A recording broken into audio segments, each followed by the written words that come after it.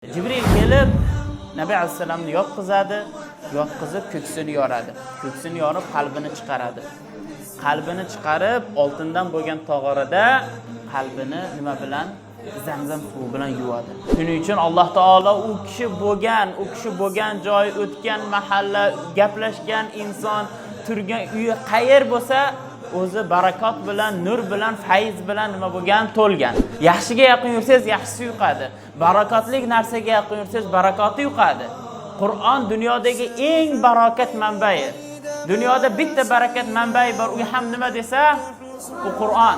Biz shunga qancha yaqin yurarkanmiz, biz ham xuddi shunday barakatlanaveramiz. Walau anna ahlal qura amanu wattaqaw la fatahna alayhim barakatin minas samai wal ardi. Agarda qishloq ahli iymon keltirib taqvo qilganlarda edi, biz ularga nima qilardik? Osmon u yerdan barakalar eshiklarini ochib yuborgan bo'lardik. Bismillahirrohmanirrohim. Muhammad alayhissalatu vassalam borda. Shuning uchun Alloh taolo u kishi bo'lgan joy, o'tgan mahalla, gaplashgan inson, turgan uyi qayer bo'lsa, o'zi barakot bilan, nur bilan, fayz bilan nima bo'lgan? To'lgan. Nabiy alayhissalatu vassalam ketarkan hajning ustida uni nima qo'riqlab ketadi? Bulutlar soya qilib ketadi, to'yinki Nabiy alayhissalatu vassalamga nima yetib qolmasin? Quyosh yetib qolmasin, quyosh zarar berib qo'ymasin. Shunday qilib ular Bani Sa'd qabilasiga boradi. Bani Sa'd qabilasi bu vaqtda naq cho'l yerda yashashgan, yaylovlari ham bo'lmagan qurg'oqchilik yillarida bo'ladi. Hamma faqir.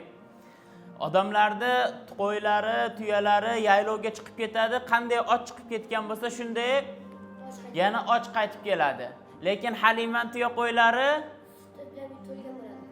qonnilari ishgan, semirgan sutlarga to'la bo'lib qaytib kelishadi. Odamlar nima deyshadi? Odamlar cho'ponlarga aytadiki, bizni ham mollarimizni, bizni ham qo'ylar, tuyalarimizni Halimani cho'ponlari baqayotgan yoki Halimani mollari o'tlayotgan yerda o'tlatinglar deydi. Cho'ponlar aytadiki, vallohi biz hammasini bir yerda o'tlatyapmiz. Hammasini bir yerda, o'sha cho'lda o't yo'q yerda o'tlatyapmiz. Lekin ajaboki ularni Halimani nimasi sutga to'lib, qorinlari to'yib qaytyapti, lekin bunlarniki yo'q. Chunki ularda kim bor ularning oilasida? Nabiy alayhi salatu vassalam bor. Ular o'ta faqir edi. Halima va uning oilasi o'ta faqir edi. Halima bilan birga Nabiy alayhisalom bilan birgalikda Halimani o'zining o'g'li ham bor edi. Ismi kim edi?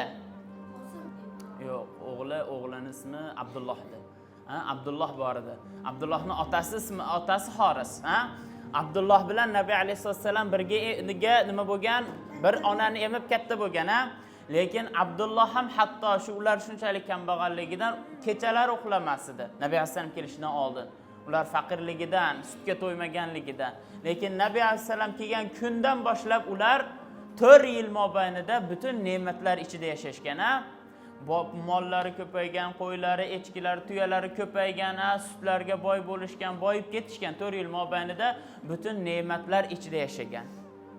Endi shu yerda savol tug'iladi. Qani kim javob berar ekan? Nabiy alayhisolatu vassalam mana bitta uyga kelganliklari sababidan Alloh subhanahu taolo ularga shuncha barakotlarni yog'dirib tashabdi. Ajabo bir mo'minga ham Alloh subhanahu taolo shunday barakat berishi mumkinmi? Oddiy mo'minga, bizga o'xshagan mo'minga Alloh taolo ilmiga, Alloh taolo moliga, Alloh taolo vaqtiga, Alloh taolo ishiga, umriga baraka berishi mumkinmi shunday? Mumkin, uning sabablaridan, ana shu barakaning sabablaridan bittasi bu nima? Sizlar qilib turgan, sizlar yotlab turgan Qur'on. Kitabun anzalnahu ilayka mubarakun liyadabbaru ayatihi va liyatadhakkara ulul albab dedi Alloh subhanahu taolo. Biz sizga nozil qilgan kitob bu nima dedi? Mubarakun. Muborak kitob dedi. Modam Qur'on shunchalik muborak ekan, ana shu muborak Qur'onga biz qancha yaqin yursak, shuncha nima bo'laveramiz? Barakatli bo'laveramiz. Shuncha baraka kelaveradi. Bizda bir maqol bor-ku, eshitganmisizlar? Qozonga yaqin yursang nima deydi? Qorasi yuqadi deydi, to'g'rimi? Yaxshiga yaqin yursangiz, yaxshisi yuqadi. Barakotli narsaga yaqin yursangiz, barakoti yuqadi. Qur'on dunyodagi eng barakat manbai. Dunyoda bitta barakat manbai bor, u ham nima desa? U Qur'on. Biz shunga qancha yaqin yurarkanmiz, biz ham xuddi shunday barakatlanaveramiz. Yana bir barakaning sabablaridan biri Alloh taolo oyatda nima deydi? "Walau anna ahlal qura amanu wattaqaw lafatahna alayhim barakatin minas samai wal ardi." Agarda qishloq ahli iymon keltirib taqvo qilganlarda edi, biz ularga nima qilardik? Osmon u yerdan barakalar eshiklarini ochib yuborgan bo'lardik. Barakalar, barakat deyapti. Baraka ham deb qo'ymayapti, balki barakat. Barakalar eshiklarini ochib yuborardik. Siz Qur'onga yaqin bo'ling, iymon keltiring, amal qiling, solih bo'ling. Sizga baraka yog'ilib turadi, fayz yog'ilib turadi. Bu narsa sizning yuzingizdan ham bilinib turadi. Nurga to'lib turasiz. Simahum fi wujuhihim min athari sujud. Ularning siymolari yuzidan bilinib turadi. Nimadan u? Sajdadan. Ular Alloh taologa ko'p sajda qiladi. Demak, ular iymonli bo'ladi. Demak, ular Qur'onga yaqin bo'ladi. Nabiy alayhisalom ham mana shunday qilib barakatlar ichida u kishi sababidan butun oila barakatlangan holatda necha yilgacha qoldilar? Boshlanishda necha yil qoldi? 2 yil qoldi. 2 yil qoldi. Har 6 oyda Halima uni olib uyga borib turardi. Onalari bilan ko'rib, bobosini ko'rib, keyin yana nima qilardi? Qaytarib olib borardi. 2 yil bo'lib, 2,5 yil bo'lib sutdan chiqadi. Katta bola bo'lib qolgan bo'ladi, kuchga to'lib qolgan bo'ladi. Qaytarib olib boradi. Makka ga qaytarib olib boradi-yu, lekin Halima hech ham Muhammad alayhisalom tashab ketgisi kelmaydi. Nimaga? Chunki agar bu kishini ketishligi butun mana shu ne'matlarni u kishi bilan ketishligi bo'ladi. Butun mana shu barakatni u kishi bilan ketishi bo'ladi. Butun mana shu yaxshi hayot u kishi bilan birgaligida ketishi bo'ladi. Shuning uchun borib aytib, Ominani oldidan u yog'idan o'tib, bu yog'idan o'tib, men Muhammadga qo'qiyapman, Makkani vabosi tegib qolishligi mumkin. Yana 1-2 yil bizda qolib tursin, kuchayib olsin, kuchga to'lib olsin, vabolarga qarshi turadigan bo'lsin deb nima qiladi?